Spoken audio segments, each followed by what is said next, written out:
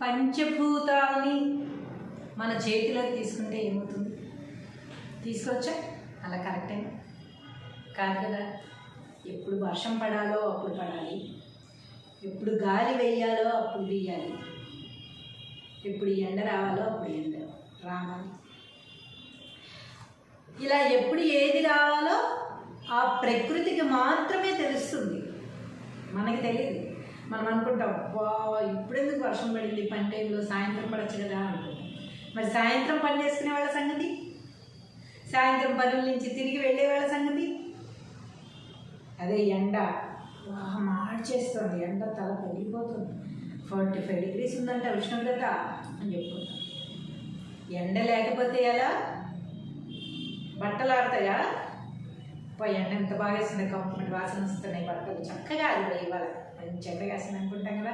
వర్షాకాలం అయిపోగానే, వర్షాలు తగ్గిపోగానే ఎండ వచ్చేస్తే సంతోషం మనకి.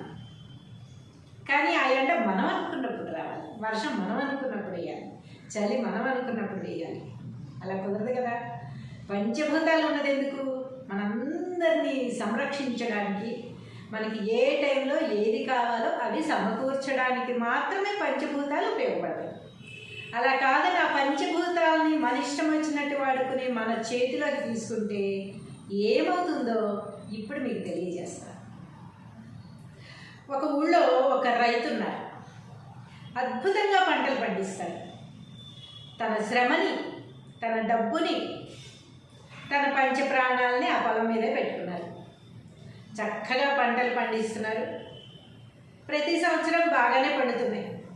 అప్పుడప్పుడు తుఫాన్లు వచ్చినప్పుడు మరి పంటలు కొట్టుకుపోతాయి, తెలిసిందే కదా. ప్రకృతి వైపరీత్యాలు అవి మనం చేస్తున్నాయి కదా. పాపాలు పండిపోయినప్పుడు అలాంటివి జరుగుతూనే ఉంటాయి, అందరికీ తెలిసిన విషయమే. అలాగే పంట చేతికి రాకుండా చక్కగా పండిన పంట అంతా తుఫాన్ వచ్చి కొట్టుకుపోయి ఒకసారి. అలా ఇదివరకు ఎన్నిసార్లు జరిగి ఉండొచ్చు, కానీ ఆయన ఈసారి బాగా హర్ట్ అయ్యారు. చక్కగా చేతికి వచ్చిన పంటని నాశనం చేసేసావు, భగవంతుడా నీకు అసలు జాలి అనేదే లేదా? ఇన్ని ఎకరాల పంట పచ్చగా పెరిగింది, ఇంకా రేపు వద్దాం అనుకునే లోపు తుఫాన్ వచ్చి మొత్తం కొట్టుకెళ్ళిపోయింది. ఎందుకు రావాలి ఆ తుఫాన్? ఇప్పుడు పంట కోసేసాక రావచ్చు కదా అని గట్టిగా దేవుణ్ణి తిడుతూ, దేవుడా పంచభూతాలారా మీరందరూ నా స్వాధీనంలోకి రండి అని దేవుణ్ణి ఏమడుగుతాడంటే, ఆ పంచభూతాలని నా స్వాధీనంలోకి, ఇప్పుడు నేను మళ్ళీ పంట వేస్తాను. రైతులు అంతే కదండి, పంట పోయినా మళ్ళీ అది పోయిందని అలా ఏడుస్తూ కూర్చోరు. మళ్ళీ ఎక్కడో చోట అప్పో సొప్పో చేసి మళ్ళీ విత్తనాలు వేసి మళ్ళీ పంట పండించడానికే చూస్తారు తప్ప, ఇప్పుడు పోయింది కదా అబ్బాయి ఎన్నిసార్లు అయినా పోతుందిలే అని అలా నిరాశ చెందరు. మళ్ళీ ప్రయత్నిస్తూనే ఉంటారు. వాళ్ళ దగ్గర మనం చాలా నేర్చుకోవాలి. అలాగే ఈయన కూడా ఏం చేశారు, సరే పంట నాశనం చేశారు కదా, నీ కళ్ళు చల్లగా ఉన్నాయి కదా, ఇప్పుడు మళ్ళీ పంట వేస్తాను, కానీ ఈసారి నువ్వు ఇన్వాల్వ్ అవ్వకు, పంచభూతాలని నా చేతిలోకి, నా పంటకి ఎప్పుడు ఏం కావాలో నాకు తెలుసు, సో నాకు ఇచ్చే 6 నెలలు పంట చేతికి వచ్చిన తర్వాత అప్పుడు నువ్వు తీసుకోమని, అప్పటిదాకా నా స్వాధీనంలో ఉంచు అని దేవుడిని అడిగాడు. సరే దేవుడికి ఏమైంది? దేవుడు అనుకున్నాడు, అమ్మయ్య 6 నెలలు నాకు పని తప్పిందిరా బాబు, లేకపోతే ఏ టైంకి వీళ్ళకి వర్షం ఇవ్వాలా, ఏ టైంకి గాలి పంపించాలా, ఏ టైంకి ఎండ ఇవ్వాలా, ఏ టైంకి భూమిలో ఎంతవరకు వెళ్ళే చూసుకోవాలి, ఇదంతా నాకు పెద్ద హెడేక్. ఓన్లే ఆయన చూసుకుంటా అంటున్నాడు కదా, సరే నీదే బాధ్యత, ఈ 6 నెలలు నన్ను వేలు పెట్టద్దన్నావు, నేను పెట్టను, ఏం జరిగినా నన్ను అనద్దు, తీసుకో అని చెప్పి పంచభూతాలని రైతు చేతిలో పెట్టేశారు. రైతు పంచభూతాలని స్వాధీనం చేసుకుని హాయిగా తడిపట్టేసుకుని పడుకున్నాడు ఇంట్లో. శుభ్రంగా పంట నిండా విత్తనాలు చల్లేశాడు. ఎప్పుడు నీళ్ళు పెట్టాలంటే అప్పుడు ఇంకా మోటార్ ఎట్లా, మోటార్తో పనే ఉంది, పంచభూతాలు ఈ చేతిలో ఉన్నప్పుడు. వర్షమా పడు అంటున్నాడు. 1 గంట సేపు ఫుల్గా వర్షం పడిపోతుంది. చక్కగా అతను ఎంతసేపు అనుకుంటే అంతసేపు మంచిగా తడిపేస్తుంది, ఆగిపోతుంది, అన్నప్పుడు ఆగిపోతుంది. అలాగే గాలి వీచాలన్నప్పుడు గాలి ఇప్పుడు వీచు, ఆ మొక్కలన్నీ కొట్టుకుపోకుండా నెమ్మదిగా వీచు అంటే చక్కగా నెమ్మదిగా వీస్తుంది. ఆగిపోయినప్పుడు ఆగిపోతుంది. అలా ఈ ఎండ ఇప్పుడు ఈ ఎండ సరిపోతుంది, ఈ టైంలో సరిపోతుందని టైం ప్రకారం ఎండని, వేడిని, అన్ని పంచభూతాలని స్వాధీనంలో తీసేసుకుని టైం టు టైం వాటికి చెప్తుంటే అవి చక్కగా చేసేస్తున్నాయి. ఆగిపోమన్నప్పుడు ఆగిపోతున్నాయి. ఇలా 6 నెలలు గడిచిపోయింది. 6 నెలలు గడిచాక చక్కగా పంట చేతికి వచ్చింది.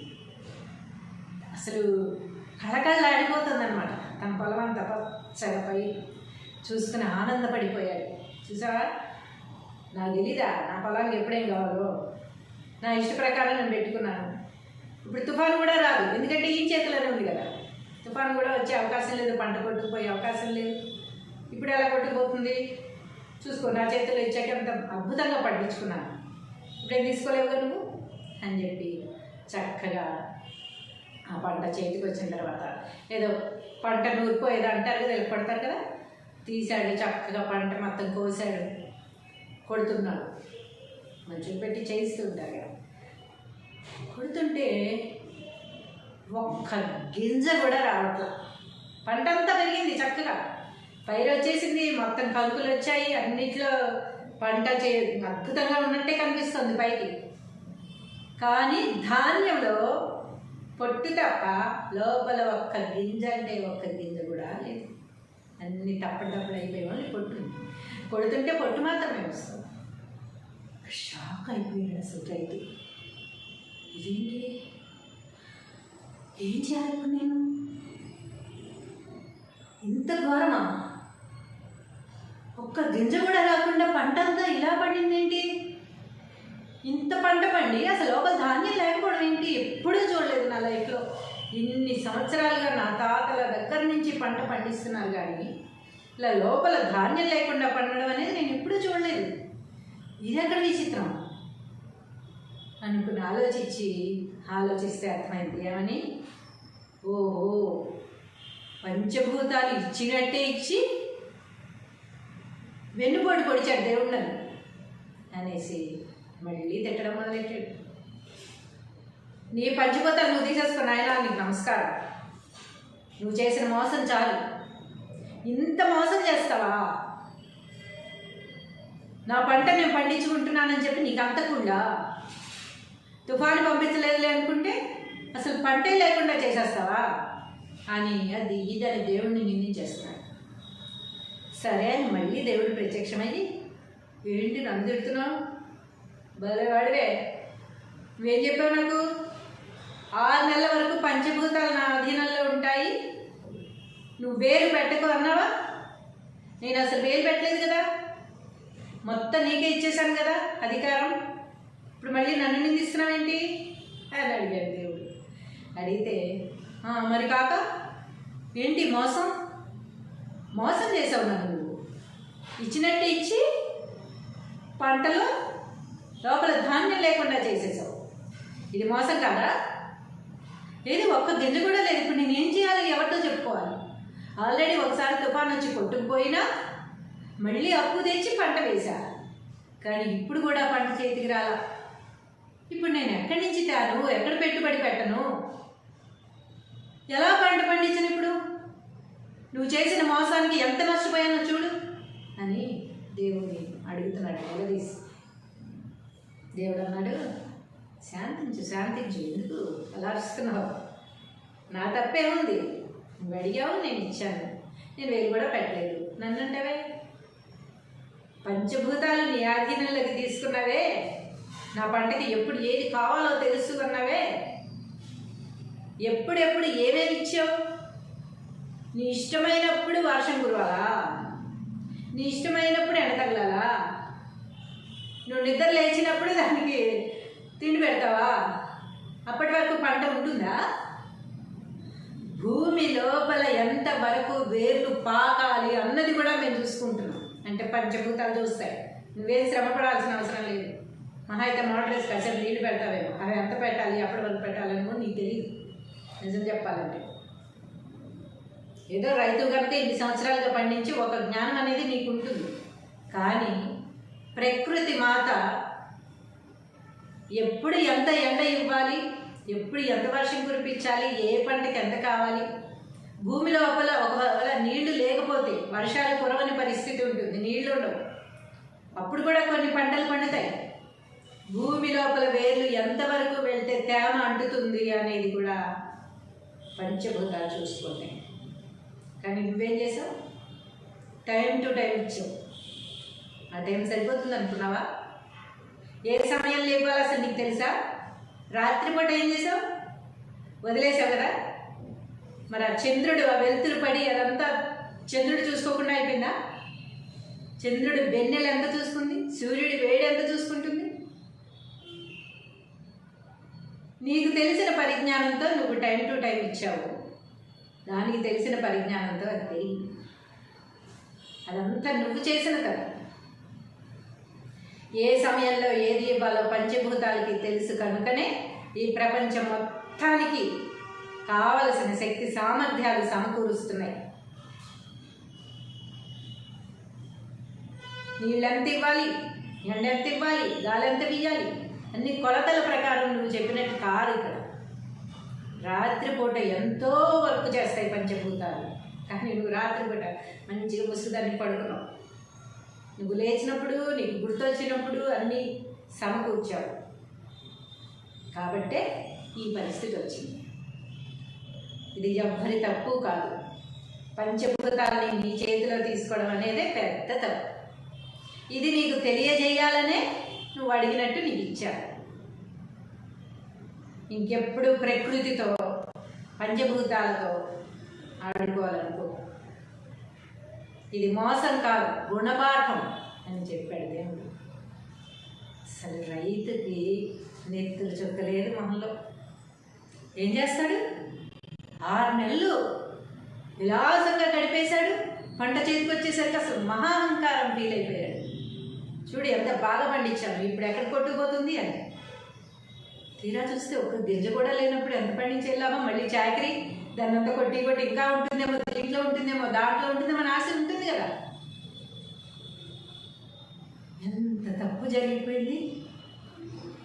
6 నెలలు ఎంత టైం వేస్ట్ చేసేసాను. అని జ్ఞానం తెచ్చుకుని భగవంతుడికి నమస్కరించి ఇంకెప్పుడు ఇలాంటి తప్పు చెయ్యను, నాకు జ్ఞానోదయం అయ్యింది.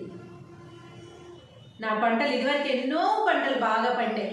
ఈ ఊరు మొత్తంలో అద్భుతమైన రైతు అన్న పేరు కూడా ఉంది నాకు. కానీ అది కూడా నేను గుర్తుంచుకోకుండా, గమనించుకోకుండా నిన్ను నిందించాను. పంచభూతాలని నా చేతిలోకి తీసుకున్నాను. నా ఇష్టం వచ్చినట్టు ఉపయోగించాను. నష్టపోయాను. ఈ నష్టానికి నేనే కారణం. కాబట్టి మళ్ళీ నేనే దీనికి పరిష్కారం వెతుక్కుంటాను. ఈసారి మాత్రం కొంచెం పంట చేతికి వచ్చే వరకు ఆగే అని మళ్ళీ ఒక ఖర్చు వేసుకుని దేవుడికి ప్రణామాలు అందించి పంచభూతాలని తిరిగి ఇచ్చేసి బుద్ధి తెచ్చుకుని మళ్ళీ పంట వేయడం మొదలుపెట్టాడు. అప్పటి నుంచి మళ్ళీ అద్భుతంగా పంట పండుతూనే ఉంది. రైతు ఆనందంగానే ఉన్నాడు. ఎప్పుడో ఒకసారి ప్రకృతి వైపరీత్యాలు రావడం అనేది సహజం. భూకంపాలు వస్తాయి, తుఫాన్లు వస్తాయి, సునామీలు వస్తాయి, ఏవేదో వచ్చి పంట ఒక్కోసారి పురుగు పట్టి కూడా నాశనం అయిపోతూ ఉంటుంది. ఎవరిని నిందిస్తాం? కాబట్టి మనం చేసే పనులకి ఎంతవరకు మనం బాధ్యులము, మనం చేసేది సక్రమంగా చేస్తున్నామా లేదా, మనం చేసిన తప్పుకి ఎదుటి వారిని నిందిస్తున్నామా అనేది అవగాహనతో ఉండి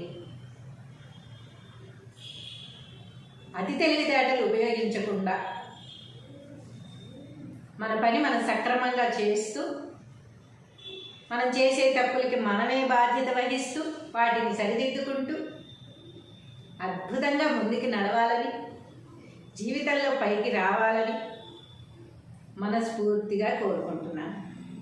ఈ కథ మీకు బాగా నచ్చిందని, దీంట్లో నీతిని గ్రహిస్తారని ఆశిస్తున్నాను. మీకు నచ్చితే